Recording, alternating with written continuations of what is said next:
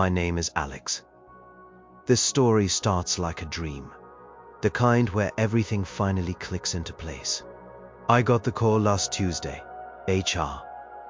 They wanted to offer me the senior director position. Senior director.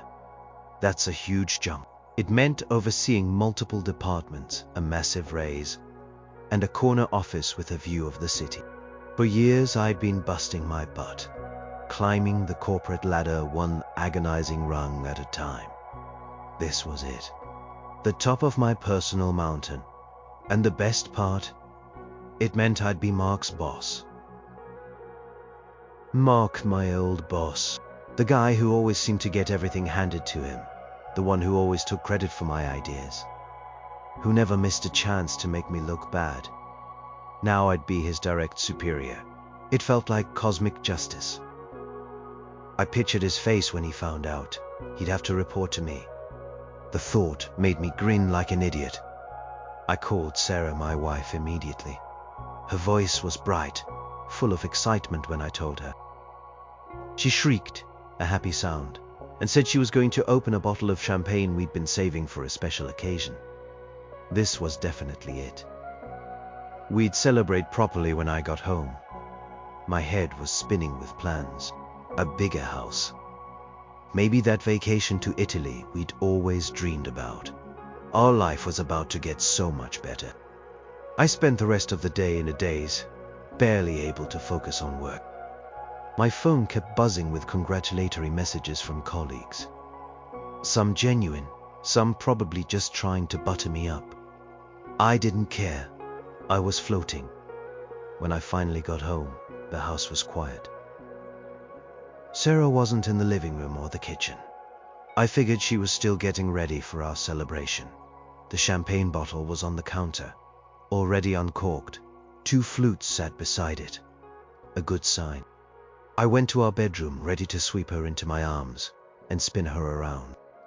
But as I pushed open the door, something on the bedside table caught my eye. It was Sarah's phone, screen up. She usually kept it face down.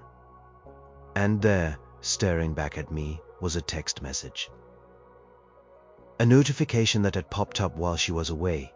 It wasn't a text from a friend, or her sister, or her mom. It was from Mark. My heart did a strange lurch, a skip, then a sickening plummet. Mark. Why would Mark be texting Sarah after hours? They knew each other casually through work events. Sure, but they weren't friends. Not like this. I picked up the phone. My fingers trembled slightly. I knew I shouldn't look, but I couldn't stop myself. My thumb hovered over the message notification, then I tapped it. The screen opened to their conversation. A long one. Too long. Messages going back weeks, months. My eyes darted from one line to the next, a cold dread washing over me. Can't wait for our trip next month, my love. Last night was incredible. Miss you already. He's so oblivious. It makes this so much easier. Remember that hotel downtown? We should go back. Your husband is such a bore. So predictable. The words hit me like a physical blow, each one a tiny shard of glass lodging in my chest. My breath hitched. I felt lightheaded, the room starting to spin. My world, which had been so bright moments ago, was now a shattered, jagged mess. I scrolled further, my vision blurring. There were photos. Photos of Sarah, not just any photos. Intimate ones. Photos of her with Mark. In places I recognized, our favorite restaurant. The park we walked through every Sunday. And then photos of them together, in bed. In our bed. A guttural sound escaped my throat. It was like a wounded animal. My hands were shaking so violently I almost dropped the phone. The beautiful champagne on the kitchen counter. The promotion. The future I'd just been dreaming about. It all turned to dust. My wife. My Sarah. The woman I loved. The one I trusted more than anyone. She was having an affair with Mark, my boss. The man I was just about to become the boss of. I felt like I was drowning. The air left my lungs, my chest felt tight, constricted. I looked at the photos again, focusing on Sarah's face. She looked happy, radiant even. A stark contrast to the hollow shell I felt like. The front door opened downstairs. I heard her voice, light and airy. "Alex, honey, are you up here?" "I am ready." I froze, the phone still in my hand, the incriminating evidence glowing on the screen. My eyes darted around the room, searching for an escape, a way to rewind time, anything to unsee what I had seen. But there was no escape. Footsteps on the stairs, slowly, steadily approaching. My mind raced. What do I do? How do I confront her? What do I say? The joy from my promotion, the triumph over Mark. It was all poison now. Every single good thing had been tainted. The door to our bedroom swung open fully. Sarah stood there, a bright smile on her face, holding 2 champagne flutes. She looked beautiful. She had changed into a silky nightgown. Her hair was down, smelling of her favorite lavender shampoo. "There you are, my love," she said, her voice soft and sweet. "Ready to celebrate?" Her smile faltered as she saw my face, the phone still clutched in my hand, pointing directly at her. She must have seen the screen. Her eyes widened, focusing on the image of her and Mark intertwined. The flutes slipped from her fingers. They hit the hardwood floor with a soft thud, rolling harmlessly. But the sound seemed to echo like a gunshot in the sudden, crushing silence. I stared at her, the woman I thought I knew, my wife, my betrayer. And then my gaze drifted past her, to the email notification still open on my laptop on the desk. The congratulatory email from HR. Subject: your new role as Senior Director. Body: we are thrilled to announce Alex's promotion. He will be overseeing Mark's department. The irony was a bitter taste in my mouth. My greatest professional triumph had just collided with my deepest personal betrayal. And the 2 people involved were now inextricably linked, forever tied together in a knot of deceit and pain. This would be fun. This would be absolutely devastating. The silence in the room stretched thick and suffocating. Sarah's face drained of color, her eyes wide with a mixture of shock and dawning horror. She didn't move, just stood there staring at the phone in my hand, then at me. "Alex," she whispered, her voice barely audible. "What is that?" I didn't answer. I couldn't. My throat felt constricted, like a fist was squeezing it. I just held the phone steady, letting the incriminating images and texts burn into her vision, just as they were burning into my soul. She took a shaky step back, then another. "Number Alex, please." "It's not what you think, isn't it?" My voice was rough, unfamiliar, a low growl I didn't recognize as my own. I raised the phone higher, pointing specifically at one of the photos of her and Mark. "This isn't what I think. This picture of you 2 in our bed. These messages about me being oblivious. About our trip, my love." Her eyes darted away, a flicker of shame crossing her face. Then, surprisingly, a flash of anger.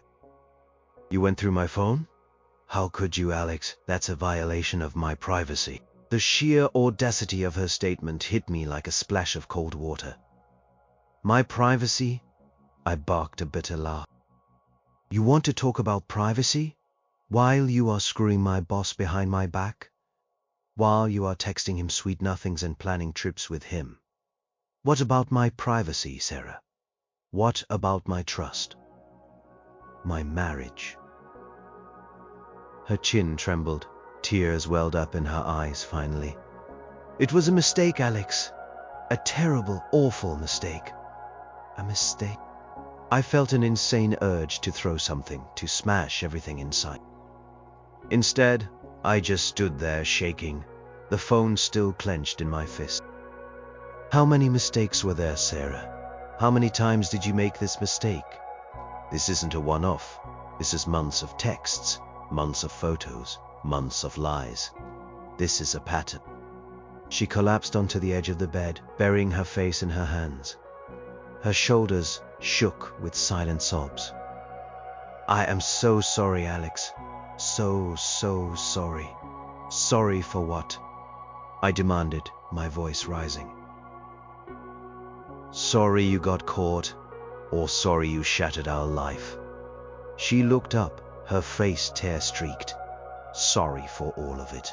For hurting you. For everything. Why, Sarah? The question tore itself from my chest.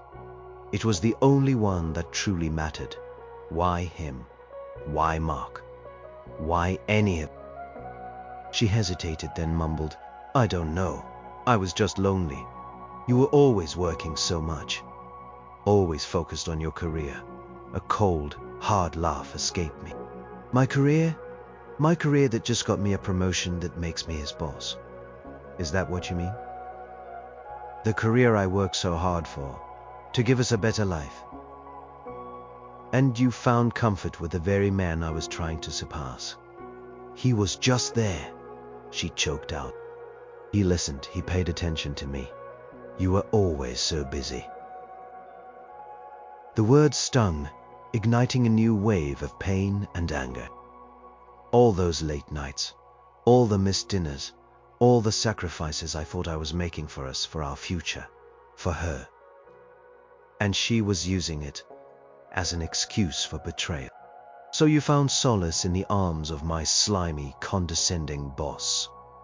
I spat, the venom clear in my voice. The man who consistently undermined me, who actively tried to keep me down. That's your choice, Sarah. You choose him over me. She flinched. It wasn't about choosing. It just happened. Things don't just happen for months on end, Sarah. This was a choice. Every single message, every single meeting, every single time you were with him, you chose this. My voice dropped to a whisper filled with raw pain. You chose to lie to me. You chose to make a fool of me. You chose to destroy us. I looked at the photos again, then at her. The image of her happy face with Mark, her arm around him, was seared into my mind. I thought of all the times she'd told me she loved me, all the hugs, the kisses, the shared laughter. It was all tainted now, a sick joke. How long? I asked, my voice flat. She mumbled something I couldn't hear. How long, Sarah? I repeated, louder, my patience at an end. She finally looked up, her eyes red-rimmed. About 8 months. 8 months. 8 months of waking up next to her, of kissing her goodbye, of telling her I loved her, all while she was secretly doing this. The thought made me feel nauseous. 8 months of my life, a complete lie. 8 months, I repeated, the number feeling impossibly heavy. And you never once thought to stop. Never once thought about me, about us. I tried, she sobbed. Told him it was wrong, but he kept pushing, and I was weak. I am so sorry. I know I messed up. I know I destroyed everything. He kept pushing? I scoffed. So now it's his fault? You are a grown woman, Sarah. You have agency. You made these choices. I walked over to the closet, pulling out a duffel bag. My hands were still shaking, but a cold resolve was starting to set in. This conversation was over. The pain was too great, the betrayal too deep. What are you doing? She asked, her voice cracking. I can't be here right now, I said, not looking at her. I can't look at you. I can't breathe the same air as you. Not while that image is burned into my mind. Alex, please, she pleaded. getting up and trying to grab my arm. "Don't go.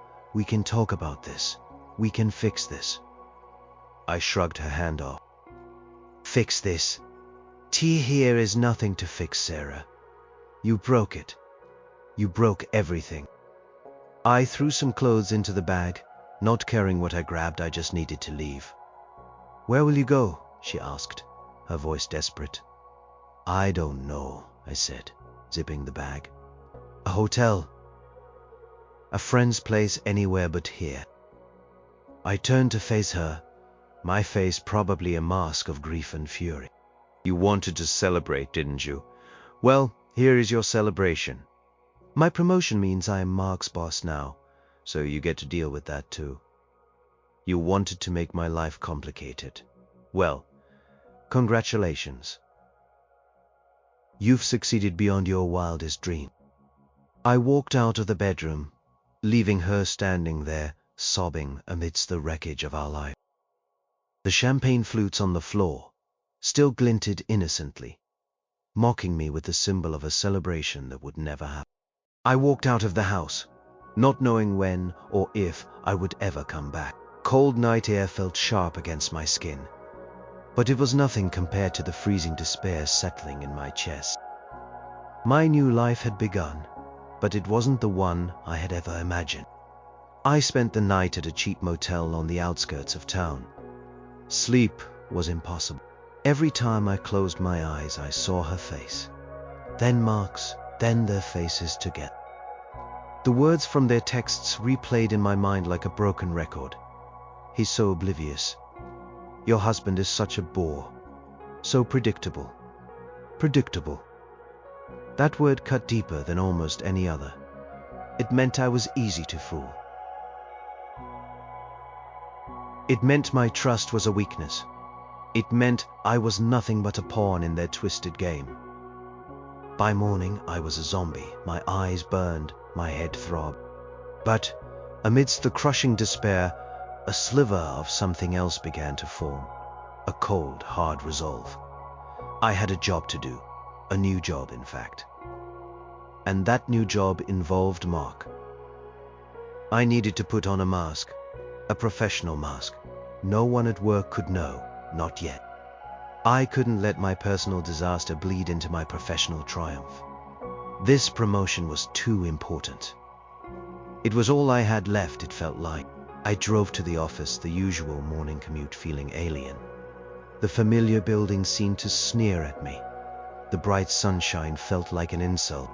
I parked my car, took a deep breath, and walked into the building that now felt like a battleground. The HR email confirming my new role had gone out yesterday afternoon, so everyone knew. As I walked through the corridors, I saw the usual faces, but their expressions were different. Some gave me genuine smiles and congratulations.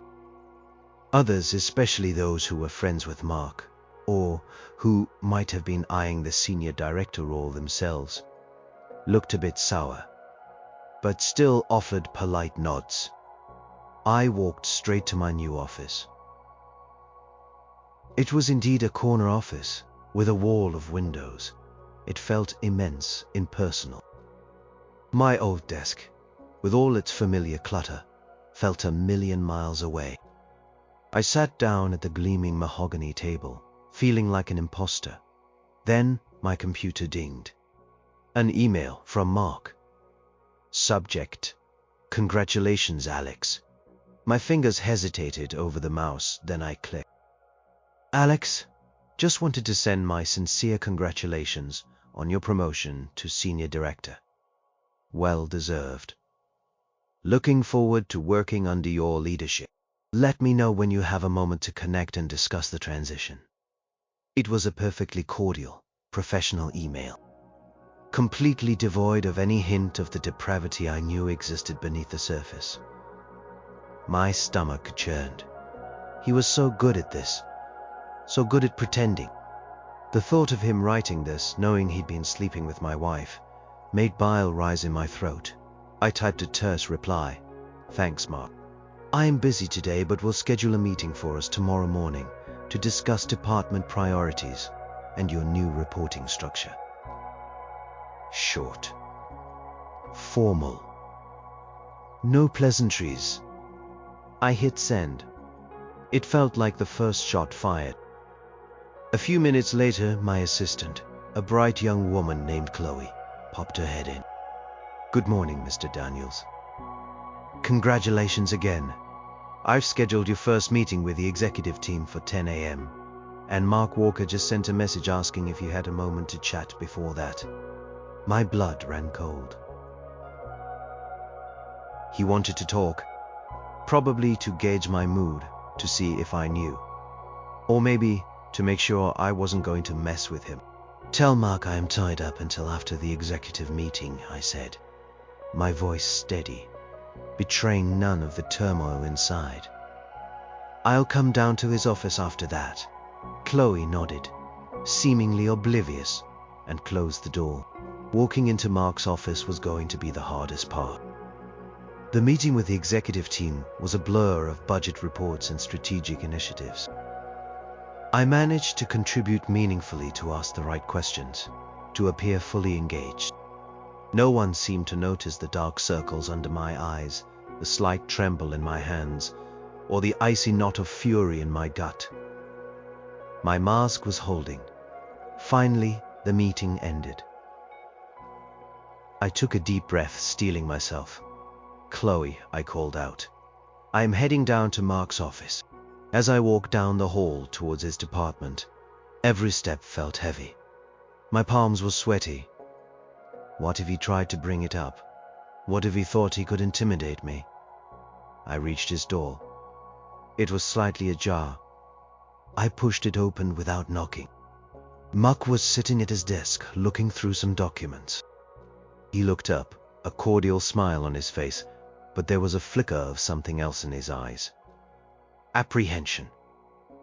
Or maybe just curiosity about the new boss. "Alex," he said, standing up and extending a hand. "Come in.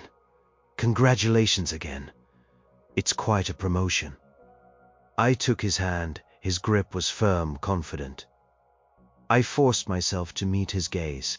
His eyes were the same hazel eyes I'd seen in those photos, looking at my wife with a possessive glint. I felt a surge of nausea. "Thanks, Mark," I said, my voice flat, devoid of any warmth. I didn't smile. "Let's sit down." He gestured to the two chairs opposite his desk. We sat. The atmosphere in the room immediately shifted. It was no longer friendly. It was tense. "So," he began, leaning back, trying to appear relaxed, "what's on your mind? How can I help with the transition?" "My mind is on the future of this department, Mark," I said, my gaze steady, unwavering, "and your performance within it." His casual pose stiffened. "My performance? I've consistently met or exceeded targets, Alex. You know that." "I am aware of your past performance," I replied, my voice dangerously calm. "However, as senior director, I'll be implementing a new level of oversight. We're moving towards a more results-driven approach. Quarterly reviews will be far more rigorous. And I'll be personally reviewing all your team's reports and project proposals." Mark's eyebrows furrowed. "But Alex, that's micromanagement. I have a capable team. They're used to operating with a certain degree of autonomy." "Autonomy comes with responsibility, Mark," I said, leaning forward slightly, my eyes never leaving his. "And now that responsibility falls to me. I need to ensure everything is running at peak efficiency. Every single detail, every single project. No stone unturned." He shifted uncomfortably in his seat. The casual facade was beginning to crack. "I understand you are the new boss, Alex, but this seems a bit excessive. We've always had a good working relationship. Is there a problem?" I paused, letting the silence hang in the air. This was the moment.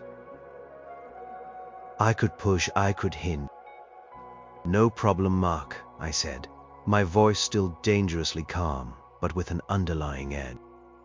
"Just a new era, a new level of expectation, and a new level of scrutiny for everyone.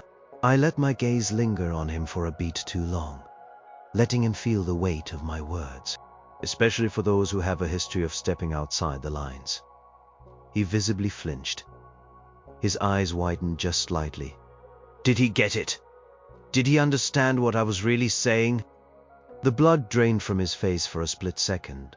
Then he quickly composed himself. I understand, Alex, he stammered, looking away, then back. His bravado was gone, replaced by a flicker of something akin to fear. Or recognition. I stood up. Good. My assistant will schedule our meeting for tomorrow morning. Be prepared to discuss your current projects in detail, including any potential vulnerabilities or areas for improvement. He nodded mutely, still sitting, looking utterly deflated. I turned to leave, then paused at the door. I looked back at him, forcing a cold, humorless smile. Oh, and Mark, one more thing. He looked up, his face a mix of dread and anticipation. I'd advise you to clean up your act, both professionally and personally. You never know what secrets might come out when you least expect it. I watched the color drain from his face completely. He opened his mouth, then closed it. He knew. I walked out, leaving him there, a ghost of his former self. My heart was still broken, but a small, icy spark of satisfaction ignited within me. This was just the beginning. The next few days at work were a strange dance. Mark was clearly rattled. Tried to act normal, but every time I looked at him, he averted his gaze. When I spoke to him, his answers were clipped, his usual swagger replaced by an almost nervous deference. It was subtle, but I noticed it. Everyone else probably just thought he was showing respect for the new senior director. Only he and I knew the real reason. I held that first detailed meeting with him. For nearly 2 hours, I dissected every project, every budget line, every team member's responsibility. I asked questions I already knew the answers to, just to see his reactions. He fumbled, he hesitated. He was clearly uncomfortable. I made a point of scheduling daily check-ins, a level of micromanagement I usually despised. But for Mark, it felt necessary and sweet. I need to see every email correspondence regarding the Jenkins account. I'd say my voice, calm, professional. And I want a detailed breakdown of Q3 projections, not just the summary. Show me your calculations. He'd sigh, sometimes audibly, but he'd comply. He had to. I was his boss now. Meanwhile, my home life was a desolate wasteland. Sarah had called and texted relentlessly after I left. Apologies, pleas, promises to do anything to fix it. I ignored most of them. When I did answer, my voice was cold, distant. Alex, please. Can we just talk? She'd plead. What's there to talk about, Sarah? I'd reply, my voice flat. You lied. You cheated. For 8 months. Here is nothing left to say. She tried to explain again. She said Mark had pursued her relentlessly, that she felt trapped, overwhelmed. That she loved me and deeply regretted her actions. If you loved me, you wouldn't have done it. I'd state simply. It was the only truth I could hold on to. I stayed with a friend for a few days, then moved into a small, temporary apartment. The silence in the evenings was deafening. I found myself staring at walls, lost in thought. Memories of Sarah flashed through my mind. Our first date, our wedding day. A silly inside joke we had, the way she used to laugh at my bad puns. Each memory was a stab to the heart, twisted and poisoned by the knowledge of her betrayal. We'd had plans, big plans, a family, a future. Now all I saw was a vast, empty expanse. The betrayal wasn't just hers, it was a shared loss, the loss of a future I believed in. One evening, staring out the window of my sterile temporary apartment, a memory surfaced that hit me harder than most. It was from about 6 months ago. Sarah had been acting a little distant, but I just blamed it on stress from work. One night, I came home late, exhausted. She was already in bed. I tried to cuddle up to her, but she turned away, mumbling something about being tired. Later, she'd apologized, saying she was just stressed. I'd believed her completely. Now I knew she was probably just exhausted from being with Mark, or feeling guilty, or worse, just indifferent to me. The thought of her lying next to me, fresh from his arms, made me clench my fists. I felt a raw, visceral anger boil within me. It wasn't just the betrayal itself. It was the sheer audacity, the disrespect. To lie so convincingly, to act so normally. This fueled my resolve at work. I started digging deeper into Mark's past projects. Not just his performance reviews, which were always stellar because he was good at playing the game, but the actual project files, the budget reports, the client feedback. I used my new authority to pull up old records that were usually archived. No one questioned me. I was the senior director. I found little things at first, inconsistencies, minor budget overruns that were buried in complex spreadsheets, zester complaints that were smoothed over before they reached upper management. Nothing major enough for immediate dismissal, but enough to build a case of sloppy work, lack of attention to detail, perhaps even slight negligence. It wasn't the smoking gun I wanted, but it was chipping away at his perfect image. Mark, for his part, tried to counter my scrutiny with passive aggression. He'd delay sending reports or, accidentally, miss a detail I'd asked for, forcing me to chase him down. He'd make subtle comments in meetings like, "Alex is really getting into the weeds with us now," which is an adjustment. He thought he was being clever, hinting to others that I was being overly demanding. But I used it against him. "Mark," I'd say in front of his team, my voice calm, "I expect precision. It's part of my new directive for the department. If you can't provide that, then we need to discuss your capacity to lead." His face would go pale. He knew I was subtly threatening him. His team would exchange glances. They were starting to see the cracks in their charismatic leader. One day, Sarah showed up at my work. She knew my schedule. She must have known my lunch break. Chloe, my assistant, looked flustered. "Mr. Daniels, your wife is here. She insists on seeing you." My blood ran cold. Thought of Sarah and Mark in the same building, even on different floors, made me sick. "Tell her I am in a meeting," I said, my voice tight. "A long one. Tell her I am unavailable." Chloe hesitated. "She looks very upset, sir." "I said I am unavailable, Chloe," I repeated, my voice firm. "This is a professional environment. My personal life is not for public display. If she doesn't leave, please call security." Chloe looked shocked, but nodded and left. A few minutes later, I saw Sarah being escorted out of the lobby by a security guard. Her face was tear-streaked. She looked devastated.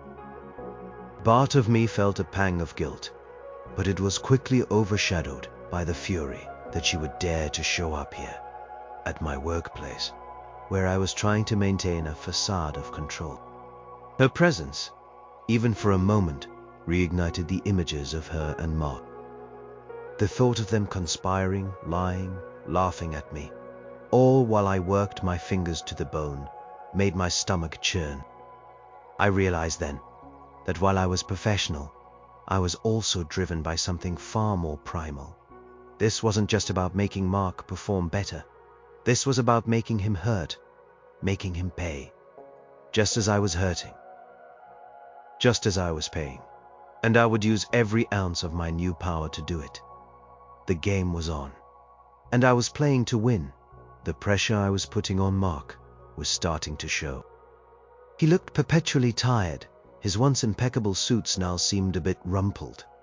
His usual confidence had been replaced by a nervous energy. He was making mistakes. Small ones at first, but they were accumulating. He submitted a report with a glaring error in the financial projections. I called him into my office immediately. "Mark," I said, pointing to the mistake on the screen. "This is unacceptable. This kind of oversight could have significant financial implications for the company." He stammered, I must have overlooked it, Alex. My apologies. I'll correct it right away." "Overlooked it?" I raised an eyebrow, my voice quiet, almost menacing. "Or were you distracted, Mark? Too many things on your mind?" He flinched. His eyes darted away, then back to mine, searching. He knew I wasn't just talking about work. The message was loud and clear. "No, Alex. Just a busy week," he insisted.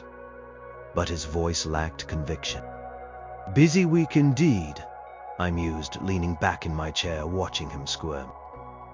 "You know, Mark, I value integrity, both professionally and personally.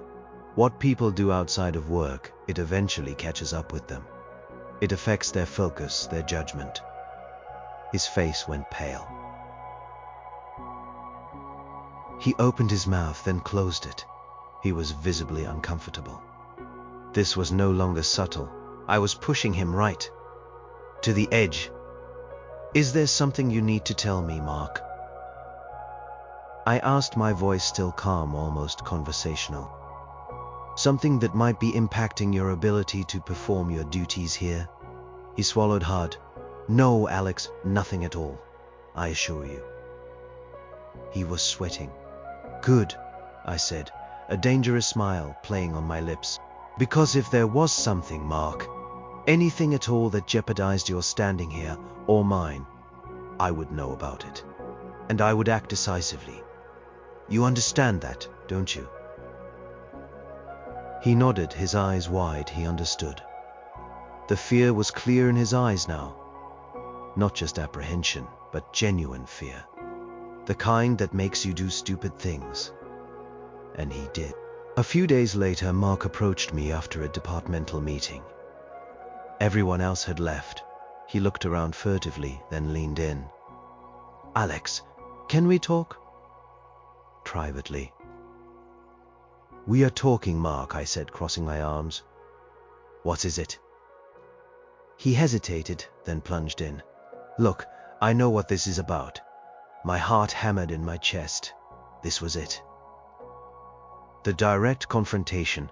I kept my face neutral. "What are you talking about, Mark?" "Mark, Sarah," he whispered, his voice low, urgent. "You know about us, don't you?" Cold wave washed over me, a strange mix of dread and morbid satisfaction. The mask of professionalism finally slipped a bit. I felt my jaw clench. "Us," I repeated, my voice devoid of emotion. "There is no us, Mark. There was you and my wife, and your betrayal." He shifted uncomfortably. "Look, Alex, I know this is difficult. I truly am sorry. It was a mistake, a terrible lapse in judgment. A lapse in judgment that lasted 8 months. I scoffed. Terrible mistake that involved late-night texts, hotel rooms, and lying to my face every single day. She led me on, Alex." He blurted out. "She was unhappy. She said you were neglecting her. She came on to me." My blood ran cold. The audacity of this man, blaming Sarah, blaming me. My hands clenched into fists. "Don't you dare," I growled, taking a step closer to him. "Don't you dare put this on her or on me. You knew she was married. You knew she was my wife. You pursued her. You manipulated her. You reveled in our misery, didn't you? You liked knowing I was oblivious, that I was a bore. You thought you were so clever." He recoiled. seeing the raw fury in my eyes. "No, Alex, that's not fair.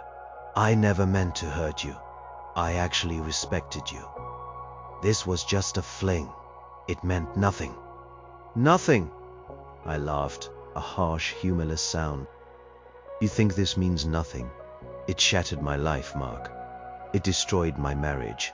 And you think you can just apologize and walk away?" His eyes darted around, looking for an exit. "What do you want, Alex? What do you want me to do?" "I'll talk to Sarah. I'll make sure she understands it's over. I'll tell her I am sorry." "You'll tell her nothing," I said, my voice dangerously calm once more. "You will never speak to her again. You will never contact her. If I find out you've so much as looked at her in a coffee shop, I will make sure your life is a living hell. Do you understand me?" He nodded, pale and shaking. "As for your job here," I continued, my voice firm, "you think this is a coincidence? My sudden micromanagement, my intense scrutiny. This isn't just a new director doing his job, Mark. This is personal. You tried to ruin my life. Now I am going to return the favor. Professionally, of course. Everything I do will be above board, by the book. But you'll feel it. Every single day. You'll regret the day you ever laid eyes on my wife." He was silent, his face a mask of dread. "This company values integrity, Mark," I said, my voice chillingly low. "And you have none. I will find a way to expose that. I will find a way to remove you, and there won't be a damn thing you can do about it." I watched him, a shiver of satisfaction running through me. He was broken. The powerful, charismatic boss was gone, replaced by a terrified man. "Now," I said, stepping back, putting on my professional mask once more, "we're done here. Don't be late for our 9 a.m. meeting tomorrow. And bring all those outstanding reports I asked for. No more mistakes." I turned and walked out, leaving him standing there, his shoulders slumped. The hollow victory still didn't fix my broken heart, but it was a beginning. A very painful, very satisfying beginning. The game had just escalated. Mark became a ghost in the office. He showed up, but his energy was gone. He looked perpetually on edge. The small mistakes he used to make were now bigger, more frequent. He was clearly distracted, rattled by our conversation. He knew I was after him. He knew I held all the cards. He tried to be extra diligent, but the pressure was getting to him. He'd submit reports on time, but they'd have errors I could easily point out. He'd participate in meetings, but his contributions were hesitant, his once sharp insights dulled by fear. It was almost too easy. I wanted irrefutable proof. Something that would justify his removal not just for me, but for the company. Something that couldn't be traced back to personal vendetta. I needed a smoking gun wrapped in corporate policy. I started spending late nights in my office, long after everyone else had gone home. I went through old project files, cross-referenced expense reports, delved into client satisfaction surveys from his tenure. I was looking for a pattern, a systemic failure, something more than just minor oversights. And then I found it. It was hidden deep within the records of a major client account. From about a year ago, a project Mark had spearheaded. The project had seemingly been a success, with a glowing final report. But as I dug into the raw data, I found inconsistencies in the billing, small discrepancies here and there. Not enough to immediately flag, but when added up over the course of the project, they amounted to a significant sum. A sum that had seemingly disappeared into a black hole.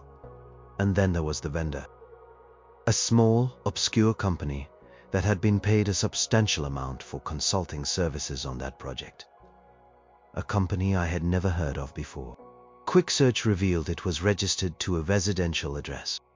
And the listed owner shared a very specific, uncommon last name, Mark's mother's maiden name. My blood ran cold, then boiled with a furious heat. He wasn't just incompetent or distracted. He was siphoning money from the company. Not a huge, immediate theft that would scream fraud, but a slow, steady drain through inflated invoices and phantom services. It was brilliant in its subtlety, designed to blend into the noise of large corporate budgets.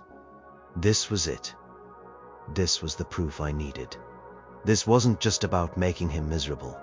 This was about proving he was a criminal. A thief. And this had nothing to do with Sarah. This was pure, unadulterated corporate misconduct. The wave of satisfaction that washed over me was immense. This wasn't just revenge, it was justice.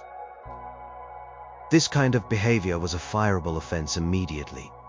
No questions asked, no severance, just gone. I spent the rest of the night meticulously compiling the evidence. Screenshots of the billing discrepancies, the vendor's registration details, the links to Mark's family.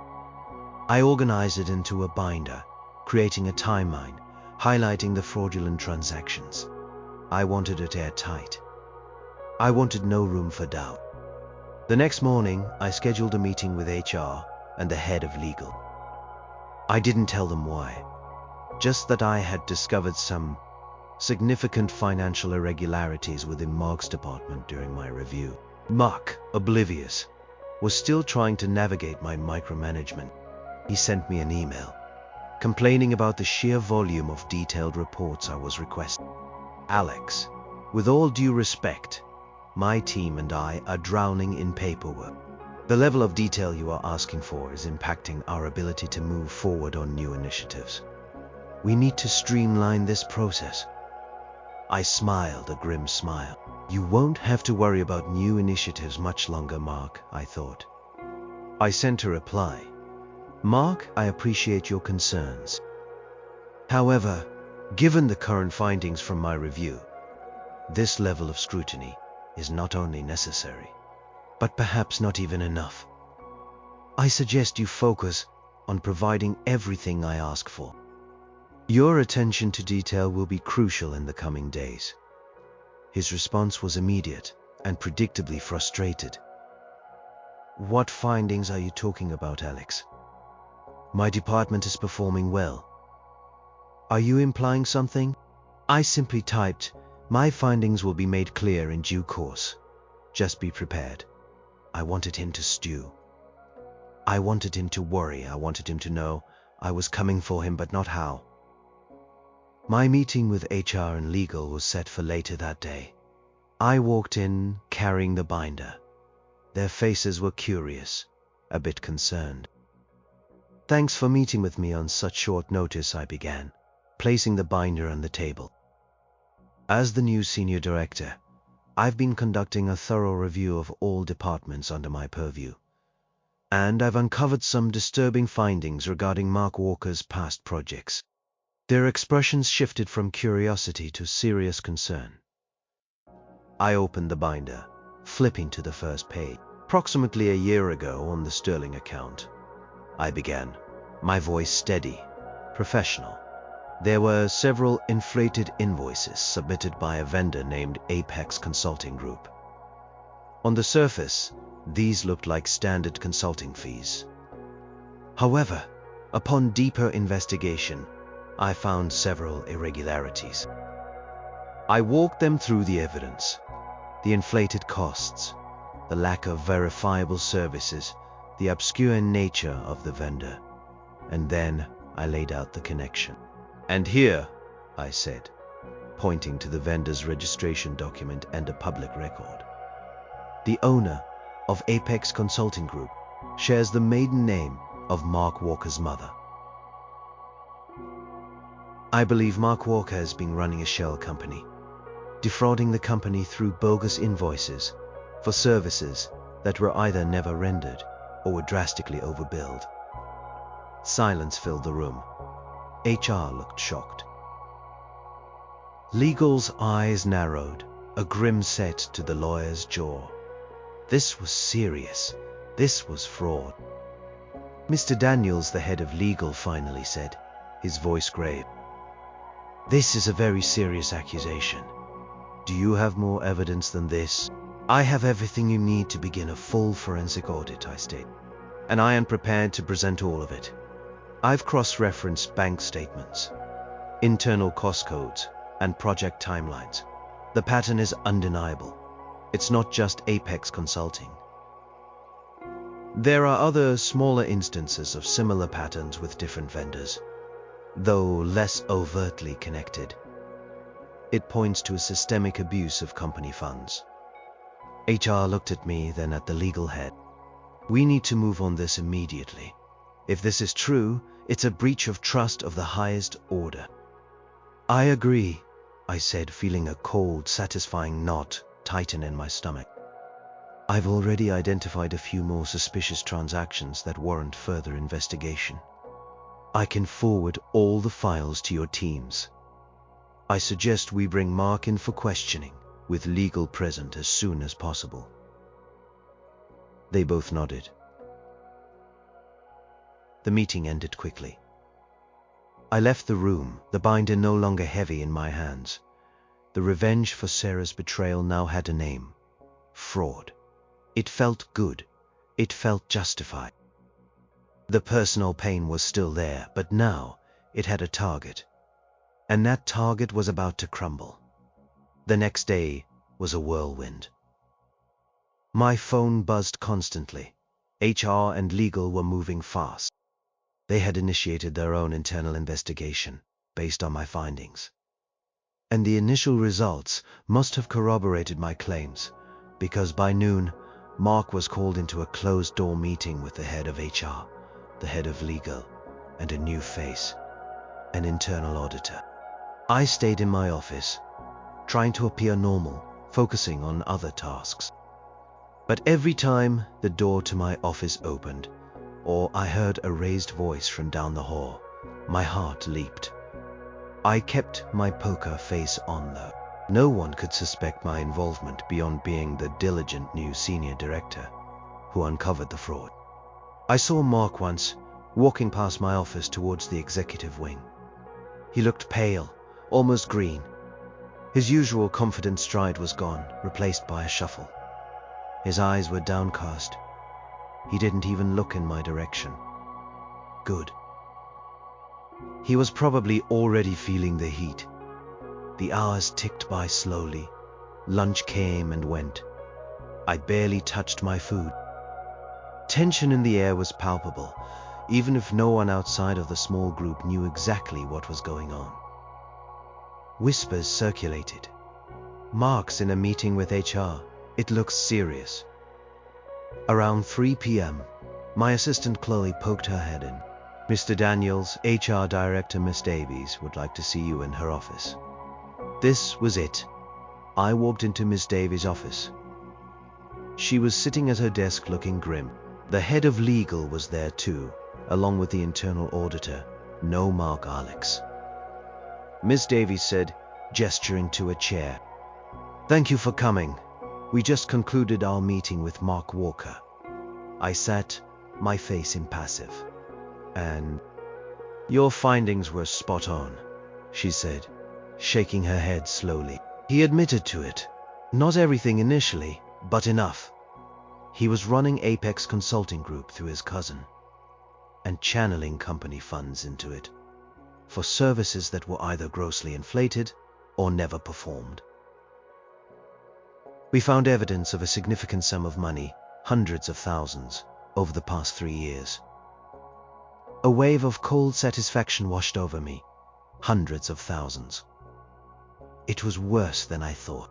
Pure scale of his deception, not just with Sarah but with the company, was staggering. "What will happen to him?" I asked, my voice steady. The head of legal spoke. "We've given him a choice. Resign immediately, effective today, with no severance, and we will not press criminal charges, provided he signs a non-disclosure agreement and agrees to pay back what he stole with interest." Or we fire him for cause, and we pursue every legal avenue available to us, including reporting him to the authorities for fraud and embezzlement. A small grim smile touched my lips. And what did he choose? He chose to resign, Miss Davies said, sighing. It was a difficult conversation. He tried to bargain, to deny, to deflect. But the evidence you provided was simply too compelling. He saw the writing on the wall. Good. No messy public trial. No prolonged legal battles. Just gone like he was never here. So he's gone, I stated. Yes. He's already packed his desk and left. We've escorted him out of the building. His access has been revoked. Miss Davies looked at me, a hint of something unreadable in her eyes. Gratitude? Relief? Or perhaps a flicker of suspicion about how I managed to uncover all this so quickly, so precisely.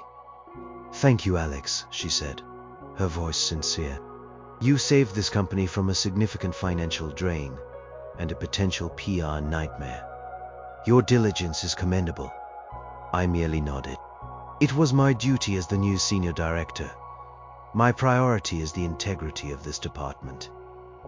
Indeed, the legal head said, a slight smirk on his face. He knew, or at least he suspected. But he couldn't prove it. My revenge had been perfectly disguised as corporate responsibility. I left the meeting feeling empty. The high of seeing Mark's career implode, of seeing him humiliated and defeated, was fleeting. It was like a sugar rush, quickly fading, leaving behind the bitter taste of reality. He was gone. He was no longer a threat. He was no longer the man who shared intimacies with my wife. He was just a thief who got caught. But my marriage was still over. My wife was still a betrayer. My heart was still shattered. I walked back to my office, the silence in Mark's old department unnerving. His office door was ajar, his desk already cleared. It was like he had been erased. Just like I wanted. I sat in my chair, staring out the window at the city skyline. It was supposed to be a triumph. My triumph. Instead, it felt hollow. Later that evening, after leaving the office, I drove to the temporary apartment. The silence there was even heavier than before. The mission was accomplished. Mark was out, but the feeling wasn't victory. It was just an absence. An emptiness where rage used to be. I pulled out my phone. There were several missed calls from Sarah. I hadn't talked to her since our last cold exchange. I hadn't given her the chance. I hesitated, then sent a text. Just one word. He's gone. I didn't specify who. She would know. She would know Mark, her lover, the man she cheated on me with, was no longer a factor in my life, and therefore no longer a factor in hers. Her reply was almost immediate. Alex? What do you mean? What happened? I took a deep breath. The professional battle was over. Now the real personal war had to be waged. The one for my own heart, and for the future of my marriage. The hollow victory hadn't healed anything. It had just cleared the decks for the real pain to begin. I didn't reply to Sarah's follow-up texts. I couldn't. I had delivered the news. The details were for another time, or perhaps never. The satisfaction of telling her that Mark was gone was fleeting, quickly replaced by a fresh wave of despair. My mission to remove him had been a distraction, a goal that kept me from fully confronting the wreckage of my personal life. The next morning, I arrived at work, and the atmosphere was different. There was a buzz of hushed conversations, curious glances. Everyone knew Mark was gone, but the official story was simply resignation due to personal reasons. Most people bought it, but some of the more observant ones, those who had seen Mark's decline, probably suspected something more. I walked through the office like a ghost, acknowledging people, but keeping my interactions brief. My professional mask was still firmly in place. Around mid-morning, my phone rang. It was Mark. I stared at the caller ID, my heart doing a strange flutter. I hadn't expected him to call. He was gone. Access revoked. He shouldn't have my number, unless he saved it long ago. I let it ring, then sent it to voicemail. A minute later, a text came through. Alex, we need to talk. This isn't right. You did this. I didn't reply. I knew this was coming. He wouldn't go quietly into the night. Another text. I know about you and Sarah. You think I don't? Don't make me say anything. My blood ran cold. He was trying to threaten me, to use my personal pain as leverage. The audacity. I knew I needed to respond, not through text, not through a call. He needed to hear my voice, but more importantly, he needed to understand the new reality. I called Miss Davies in HR. Miss Davies, it's Alex. I've just received some concerning communication from Mark Walker. He's attempting to make contact despite his resignation and the non-disclosure agreement. He's making veiled threats against me. Miss Davies' voice was immediate and sharp. He's doing what? That's a direct violation of his agreement. What kind of threats? He's hinting at personal information, trying to suggest I had a vendetta against him, linking it to family matters. It's unprofessional and borders on harassment. I omitted the specifics. I didn't need HR to know about Sarah direct. Thank you for informing me, Alex, she said, her voice grim. Legal will be in contact with him immediately. We will make it very clear that any further contact or attempts to discredit you or the company will result in immediate legal action, including pursuing criminal charges for the fraud he admitted to. We won't tolerate this. I hung up, a sense of grim satisfaction settling over me. He was digging his own grave. But still, the thought of him saying anything, even if it was just bluster, made me uneasy. I couldn't let him control the narrative. Just then, my assistant Chloe poked her head in. Mr. Daniels, here is a delivery for you. It's from Mark Walker. It says urgent personal.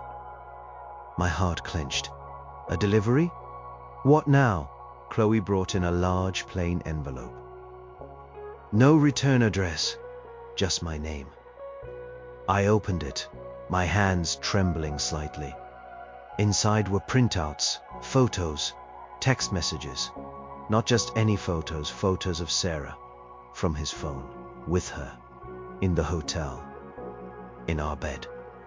All the evidence I had found now delivered to me by him, and a single typed note. You think you won? You broke my career, but I can break your life.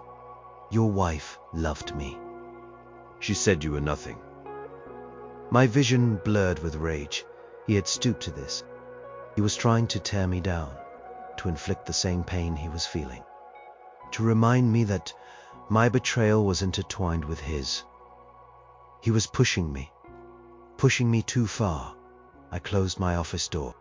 My hands were shaking, not from fear, but from an uncontrollable rage that had been simmering beneath the surface for weeks. This was it. No more professional distance.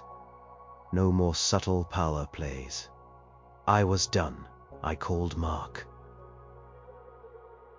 To my surprise, he answered on the first ring.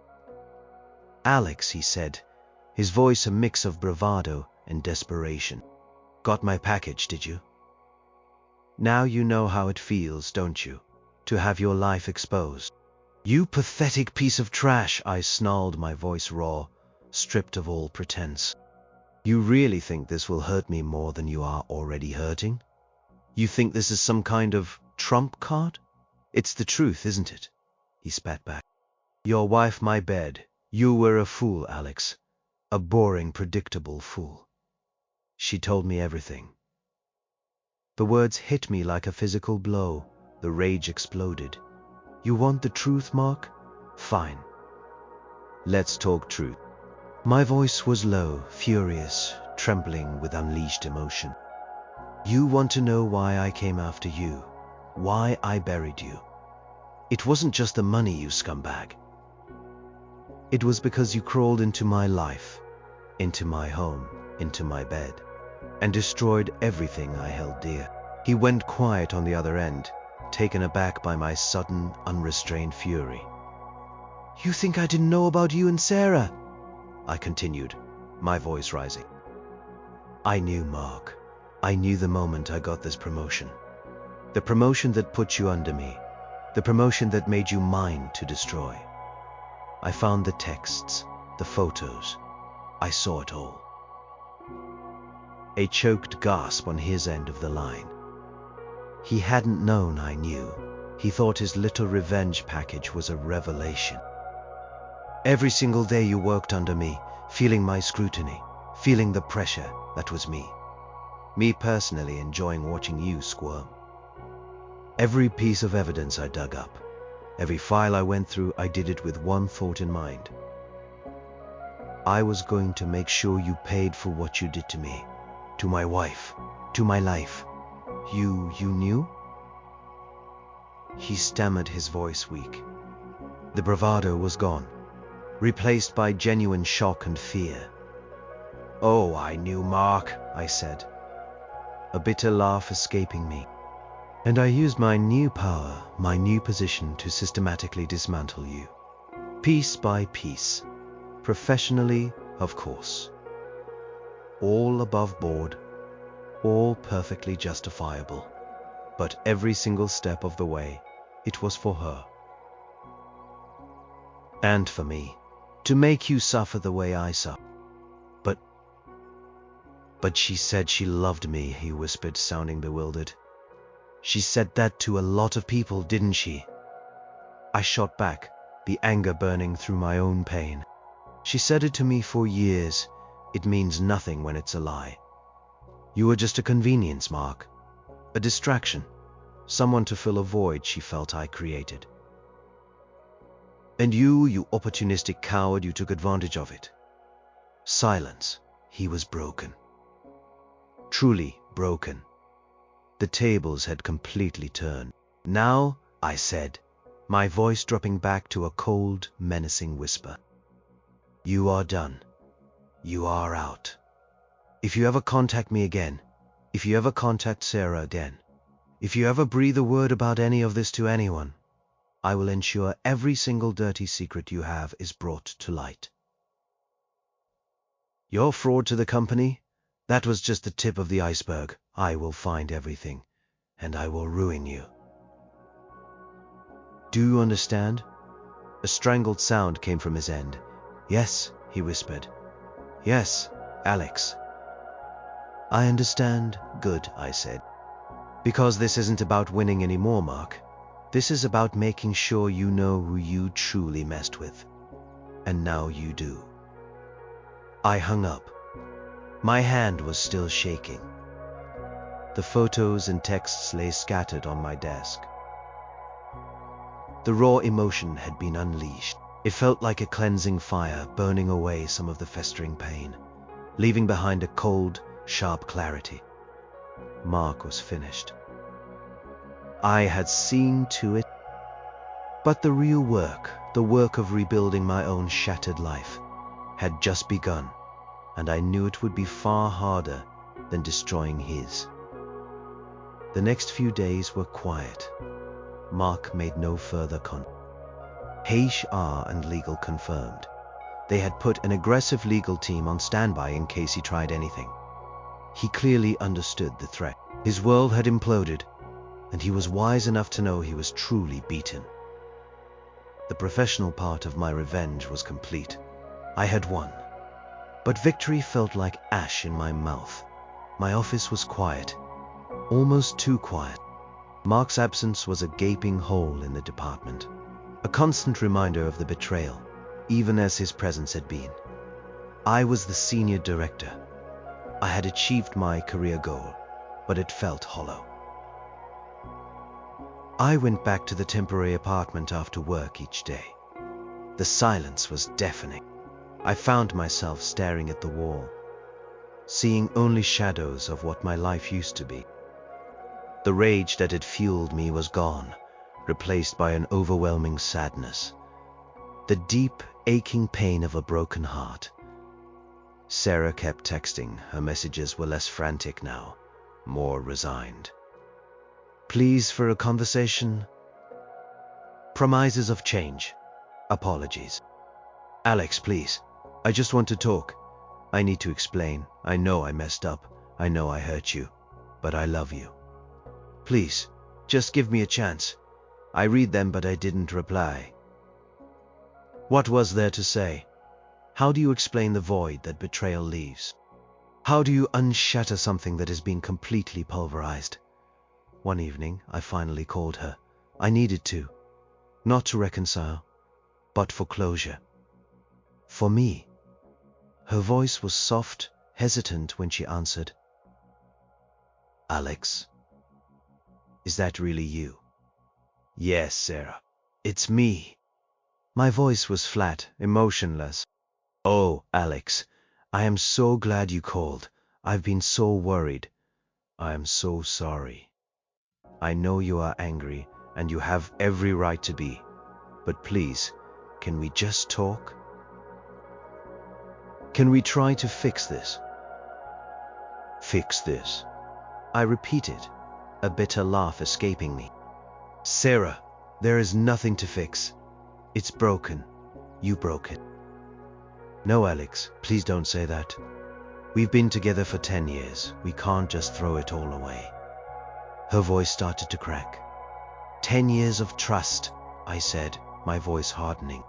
10 years of building a life, and you systematically dismantled it in 8 months. You chose him. You chose to lie. Every single day you chose this. Don't you dare tell me I am throwing it away. You did the throwing. I was so lonely, she whispered, tears in her voice. You were always working. I felt invisible, and you found visibility in my boss's bed. I asked, the disgust evident in my tone. The man who actively tried to undermine me at work. You found comfort there? You really expect me to believe that was an accident? Or just a mistake? No, she sobbed. It wasn't an accident. I know it was wrong. I don't know why I did it. I felt lost. And he was there. He made me feel special. Special, I scoffed, while calling me a bore and laughing about how oblivious I was. Do you really think he cared about you, Sarah? He was just using you, just like he used company money. He was a fraud through and through. And you fell for it. She was quiet for a moment, then, you know about the company. Is that why he's gone? You did that, didn't you? Yes, Sarah. I did that, I confessed. No pride in my voice, just weary truth. I used my new position to expose him. He was stealing from the company. Hundreds of thousands.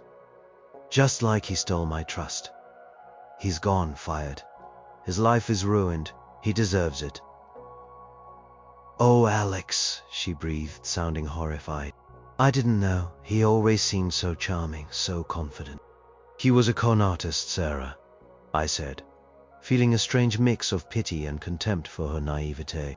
A snake. And you were caught in his web. But that doesn't excuse your part in this.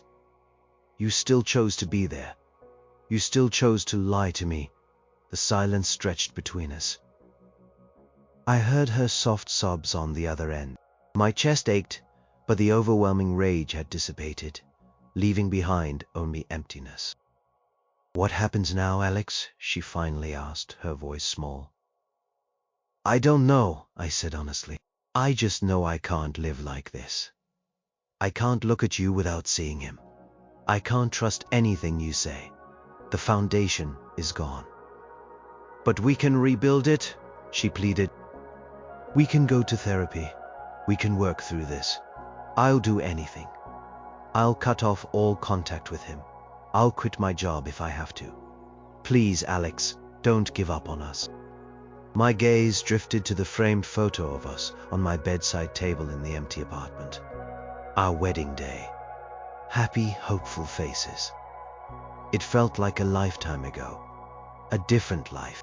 It's not just about Mark, Sarah, I said, my voice thick with pain. It's about you. It's about me. It's about trust. And once it's shattered, it's not just about gluing the pieces back together. It's about living with the cracks. And I don't know if I can do that. I don't know if I ever will. The thought of touching you, of being intimate with you, it makes me sick. Her sobs grew louder. Please, Alex.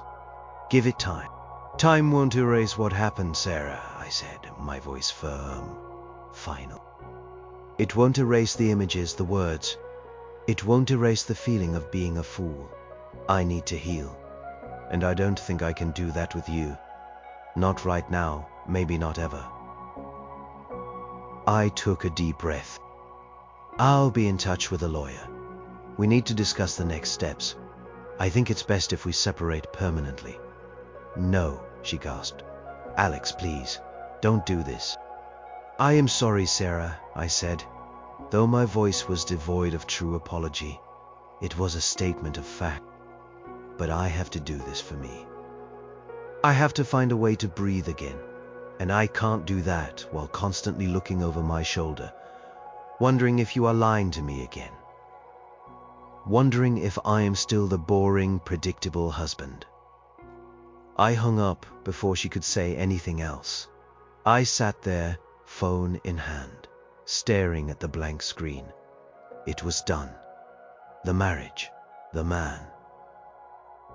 Everything. My chest felt tight, but for the first time in weeks, the knot of anger loosened slightly, replaced by a profound, if painful, sense of finality. The hearth was broken, irrevocably. And now, I had to figure out how to live in the cold.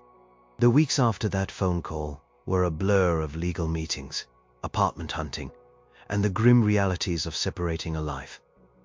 Sarah didn't fight the divorce. Her initial pleas turned into silent acceptance. I think, finally, she understood the depth of the damage she had inflicted. The house was sold, our shared possessions divided. The process was cold, efficient, and utterly devoid of emotion. It was like dismantling a machine, piece by piece, rather than ending a decade-long love story. I moved into a small, unfurnished apartment in a new neighborhood. No shared memories, no ghosts lurking in the corners. It was just a blank canvas, and for a while it felt like my life was just as blank. Work was my only anchor. I threw myself into it, working longer hours, taking on new projects. The department Mark had run was now fully mine. I hired new, competent people, implementing the strict ethical practices I had always believed in. The fraud he had perpetrated became a cautionary tale, never directly linked to him by name, but a clear lesson for everyone about integrity. I built a strong, functional team, and my professional life flourished. I was the senior director I had always wanted to be. But the evenings were still the hardest. The quiet felt oppressive. The anger was mostly gone, but the pain lingered, a dull ache in my chest. Sometimes I'd sit alone, feeling the profound weight of loneliness. I missed the laughter, the shared meals, even the comfortable silence of being with someone I loved. I missed Sarah, not the betrayer, but the woman I thought she was, the partner I had envisioned. It was a grief for a future that would never be. Friends tried to reach out. They invited me for drinks, for dinner. I went sometimes trying to act normal, trying to smile. But it was hard. How do you explain to people that your wife slept with your boss, and then you became his boss and destroyed his life, all while your own heart was being ripped to shreds? It was too much, too messy, too raw. So I mostly kept to myself. I started going to the gym, channeling the leftover frustration into physical exertion. I started reading again, books that had nothing to do with work or relationships, just stories that took me to other worlds. Slowly, painstakingly, I started to heal. One Saturday morning, several months after the divorce was finalized, I was sitting in a coffee shop, reading. The sun streamed through the window, warm on my face. I realized I hadn't thought about Mark in days. And about Sarah, the thoughts were less frequent, less painful. They were still there, like scars, but they no longer burned with an open wound. I closed my book, took a sip of my coffee and looked around. People were laughing, talking, living their lives. It was ordinary, and for the first time in a long time, ordinary felt good. The betrayal had broken me. It had exposed me to a depth of pain I never knew existed. It had turned me into a vengeful, cold person for a while. But it had also forced me to confront truths about myself, about what I valued, about what I deserved. I deserved honesty, I deserved loyalty, and I deserved peace. I pulled out my phone, not to check work emails, not to look for old texts. I opened a new browser tab. I started looking up local hiking trails. I wanted to get out, to walk, to breathe fresh air.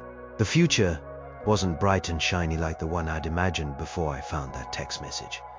It was quieter, more uncertain. But it was also mine, free from deceit, free from the weight of another person's lies. I wasn't happy, not yet. Happiness felt like a distant shore, but I was moving towards it, one step at a time. The revenge had been a necessary step, a way to reclaim some control when I felt utterly powerless. But it wasn't the destination. The destination was healing. The destination was rebuilding Alex, not as a husband or as a victim or as a vengeful boss, but simply as a whole person again. It had been a brutal journey, a heartbreaking, soul-crushing experience. But I was still here, and I was still standing. And for the first time in a very long time, that felt like enough. It was more than enough. I would be okay. I knew it.